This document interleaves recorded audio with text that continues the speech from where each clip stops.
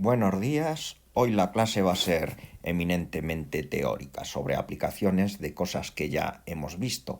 Es decir, que no tiene que ser complicado. Bueno, ay Dios, como siempre, vamos a ello. El morado, ¿dónde estás, morado? Aquí. Bien, ya lo voy haciendo mejor. Bueno, recordemos la ley de la mano derecha para el caso de corrientes rectas e indefinidas. Aquí lo tenéis. Uy, aquí la tenéis. Recordar que el dedo pulgar marca el sentido de la corriente eléctrica y el resto de los dedos marcan el sentido de las líneas de campo magnético. En este caso, como la corriente va hacia arriba, pues las líneas siguen el sentido antihorario. Aquí lo tenéis también en otra forma, es decir, es lo mismo, pero como lo podréis ver a lo mejor en el enunciado de algún ejercicio que veáis por ahí. ¿De acuerdo? Bien, vamos a hacer aplicaciones de esa ley aquella ayer feísima, la ley de Biot-Savart, que no le gusta a nadie, ni a mí tampoco me gusta, porque hay que aplicar integrales a una expresión derivada. Así que nos vamos a ir más a lo que suelen pedir en segundo de bachillerato, cosas muy sencillas. Aquí tenemos una corriente rectilínea, horizontal, aplicando la regla de la mano derecha ya vemos que las líneas de campo seguirían este estilo. Y nos vamos a fijar en este punto, en el punto P, que está a una distancia de la corriente que la he llamado D. ¿De acuerdo? Pues si aplicamos la ley de Biot-Savart, pues llegamos a una expresión para el campo magnético de esta manera. B va a ser igual a 2K', K' recordar que era la constante del campo eléctrico, y es la corriente que circula, que viene dado en amperios, partido por la distancia que hay desde el punto que hemos considerado P hasta la corriente. Es decir, esto lo podemos hacer en varios ejemplos. Por ejemplo, si consideramos esta línea de campo, el D sería esto. Si consideramos esto, el D iría cambiando. Como podéis observar, las líneas de campo son como cuando tú arrojas piedras a un estanque y se van formando ondas que se van distanciando cada vez más. ¿De acuerdo? Como ayer vimos que K' era igual a mu sub 0 la permeabilidad magnética partido por 2pi, pues suele aparecer de esta manera mejor. Es decir, por eso la destaco como que hay que meterla en la saca. ¿Vale? Pues esto mismo que os he puesto aquí dibujado a mano, pues también viene aquí dibujado. Lo que pasa que donde yo he llamado D, lo llama aquí R. Pues no habría ningún problema. En vez de poner D aquí, pondría una R mayúscula y chimpún. Es decir, que me pueda adaptar a lo que en cada caso me vaya requiriendo. Tengo que ser flexible, no tengo que ser rígido. Julián, es que aquí pone R y tú me enseñaste con D. Pues hijo mío, pues ponle R. O sea, no te agobies por eso. Vale. Otra aplicación de la ley de Biot-Savart es el campo creado por una corriente circular. A las corrientes circulares se les suele denominar espiras.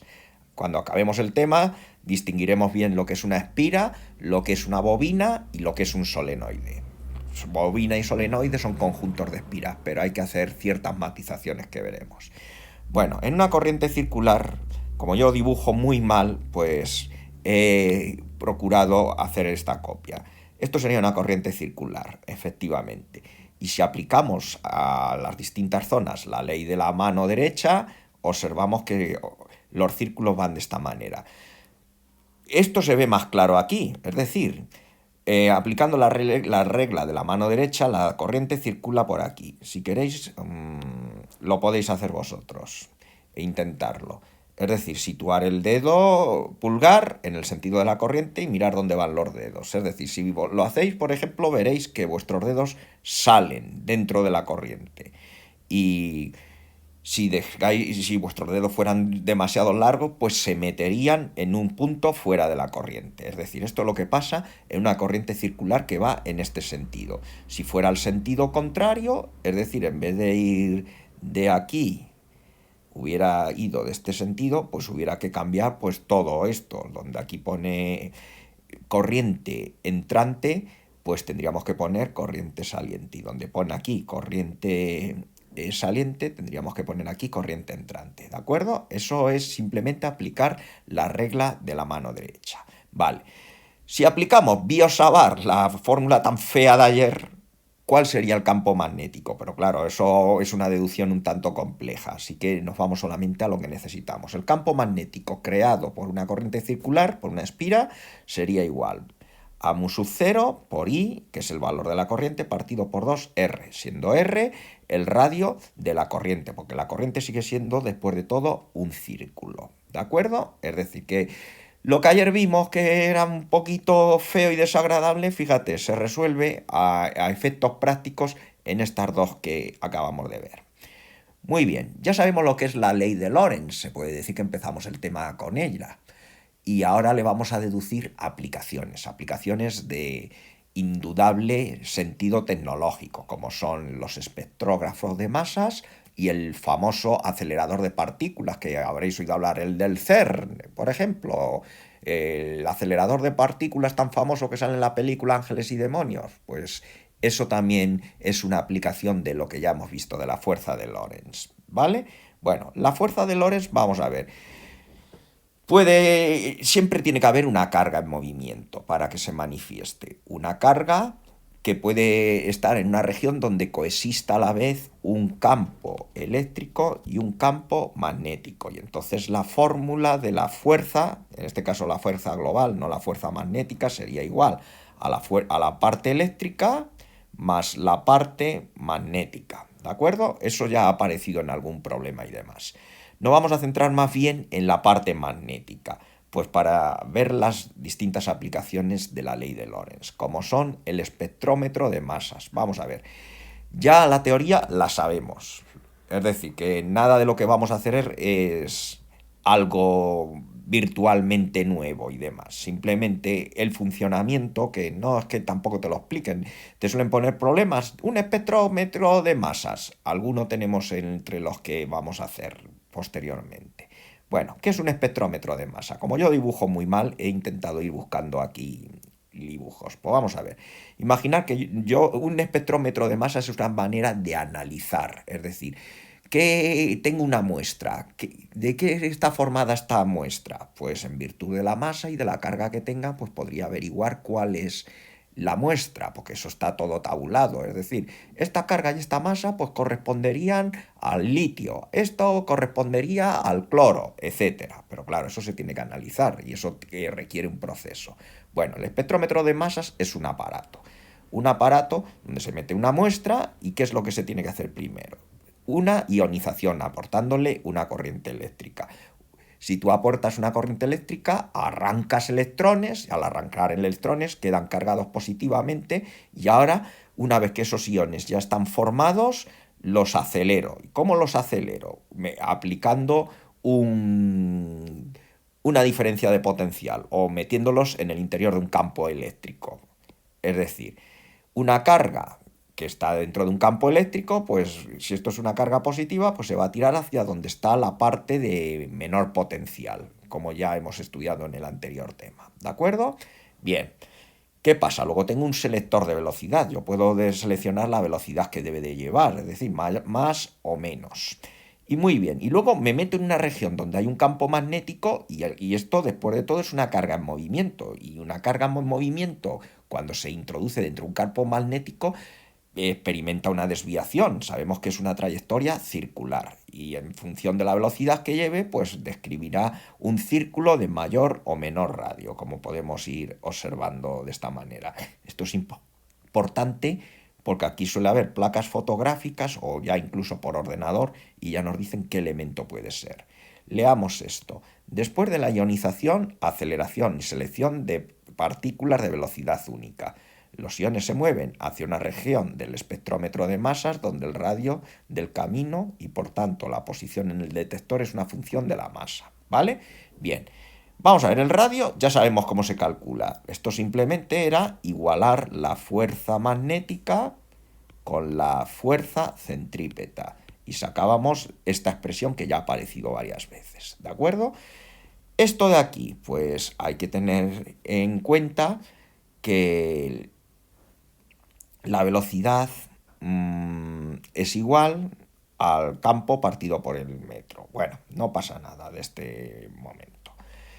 La velocidad angular Es que estoy mirando de dónde puede el campo. Este es el campo magnético que hay aquí. Y este sería el S, que quiere decir saliente. Ah, sí, el que en el en el selector de velocidad. Bueno, pero esto no suele aparecer demasiado. A ver, esto sí suele aparecer, que esto lo he copiado a mano. La velocidad angular es la velocidad lineal que llevará ya dentro del campo partido por el radio de la trayectoria que esté describiendo. Si es este y si no, es otro. Vamos a ver, ¿de dónde procedía esto? Sí.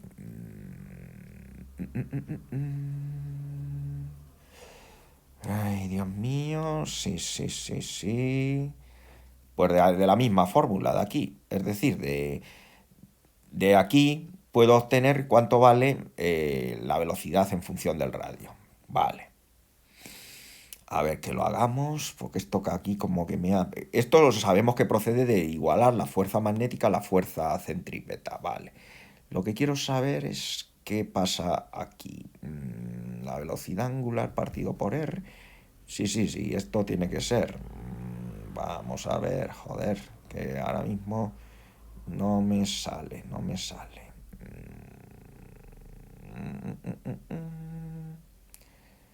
Bueno, vale. Es que, perdonar, son las cosas del directo. Quiero ver de dónde procede esto. Sí, procede de aquí. Efectivamente. Sí, sí, sí, esto ya está. Sí, viene de aquí, ya. Bueno, la velocidad angular, porque la velocidad lineal, que no me da... A ver, dejarme que haga una pequeña cuenta. Espero no sé que no se me vaya el tiempo demasiado. Vamos a ver. Q, V es igual a mv al cuadrado partido por R. Pues tanto V va a ser igual. No me gustan las improvisaciones, pero creo que ya lo he sacado, pero sí.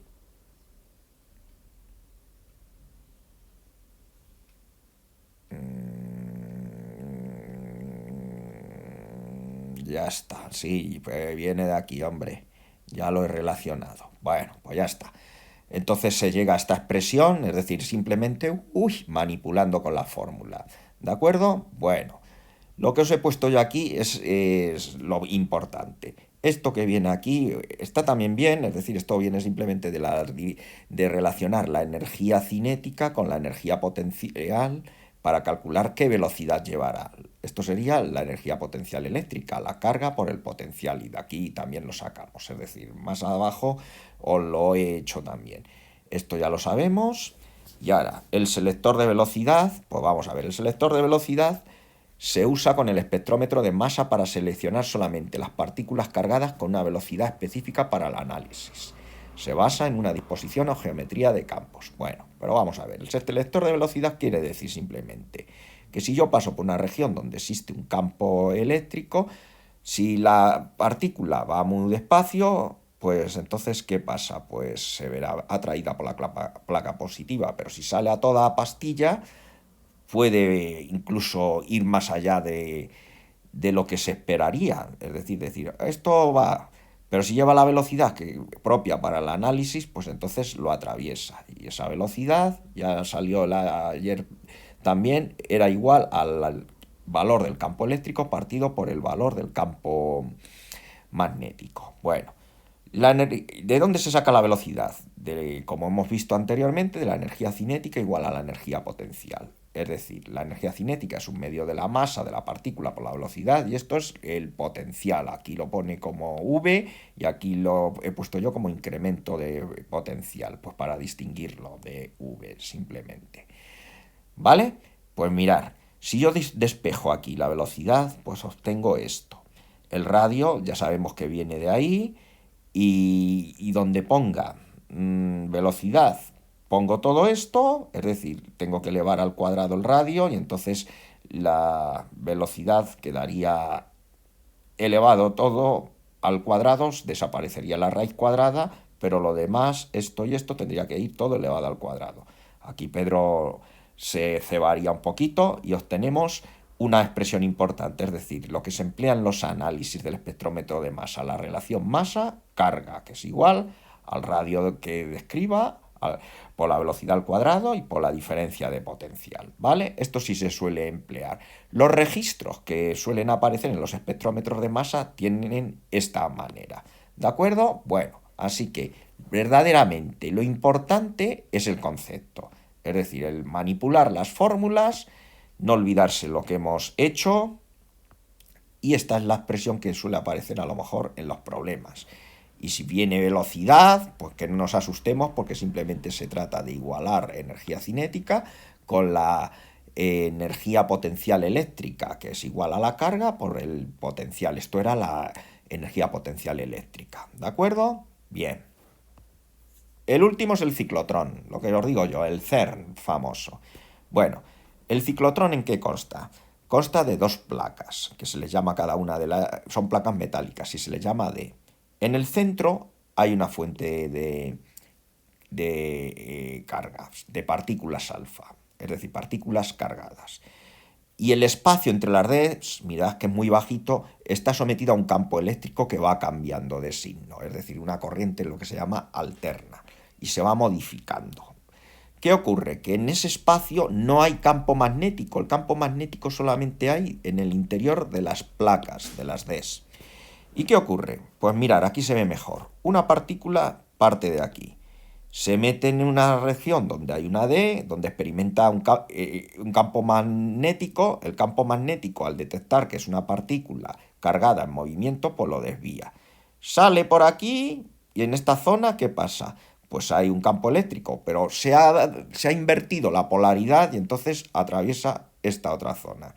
Y así poco a poco va aumentando el radio, es decir, el cambio de polaridad es la excusa para que vaya aumentando el radio. Y si aumenta el radio, ¿qué ocurre? Que la velocidad lineal, hablo de la lineal, va también haciéndose mayor. Y llega un momento en que sale, y entonces sale a toda pastilla. Esto es lo que se hace en los aceleradores de partículas, por eso los aceleradores de partículas tienen esos radios de varios kilómetros. Hablamos del CERN, creo que tiene un radio de en torno a unos 30 kilómetros. Salen a toda pastilla y tan rápidas van que todo lo que encuentren en su camino lo destrozan, y por eso se van generando nuevas partículas. ¿De acuerdo? Bien. El radio de cada una de las circunferencias la puedo llamar R. ¿Y ya que es igual? Pues es lo mismo, es igualar simplemente la fuerza magnética con la fuerza centrípeta. Esto no es nada nuevo. Muy bien. Luego dice, ¿cuál es el tiempo que pasa en cada vuelta cuando está en cada una de las Ds? Pues es la mitad de un periodo, porque como las Ds es la mitad de una circunferencia, pues el tiempo que tarda en describir una vuelta pues va a ser la mitad del periodo. ¿De acuerdo? ¿Cómo deducimos el periodo? Pues sabemos que la velocidad es igual a 2πr partido por t. De aquí despejamos t y t medios pues sería esto. El 2 se me va con el 2 y entonces el t medio sería πr partido por v. ¿De acuerdo? Bien. A ver. ¿Qué queremos volver aquí? Que esto ya lo hemos hecho. Esta v... vaya, ¿y esto de dónde procederá? Ah, ya, amigo, es aquí, de la R, vale. Es decir, yo tengo aquí esta R y donde ponga esta R lo sustituyo y obtengo esto. Y entonces T medio se me queda como esta forma. Pi por M, QB. Como veis, esto también es como una especie de espectrómetro de masa. Aparece una relación carga-masa. La velocidad máxima de salida, a mí es lo que me interesa, lo que suele aparecer en los problemas en el ciclotrón. ¿A qué va a ser igual? Pues va a ser igual al radio máximo, es decir, el radio que hay desde donde está la fuente de partículas hasta la máximo radio de salida, que sería aproximadamente aquí, aquí mejor, como lo he puesto yo. Es decir, esto estaría mal. Bueno, pues entonces el radio va a ser igual a la masa por la velocidad máxima Q por V. Es decir, esto es volver a esta expresión de aquí, pero ya expresada. Y entonces la velocidad máxima se sustituye y aparece de esta manera. Como veis, las aplicaciones son todo manipulación. Es decir, manipulación de cosas que ya hemos visto. Lo que es nuevo y que es conveniente meter en la saca son las aplicaciones de la ley de Biot-Savart. ¿De acuerdo? Bueno, pues nada, pues que paséis buen fin de semana. El lunes continuaremos y que nada, que sigáis bien en casa y, hijos míos, pues paciencia y a ver si podemos salir de esta situación. Bueno, no os preocupéis, intentaremos que sea lo menos traumático posible.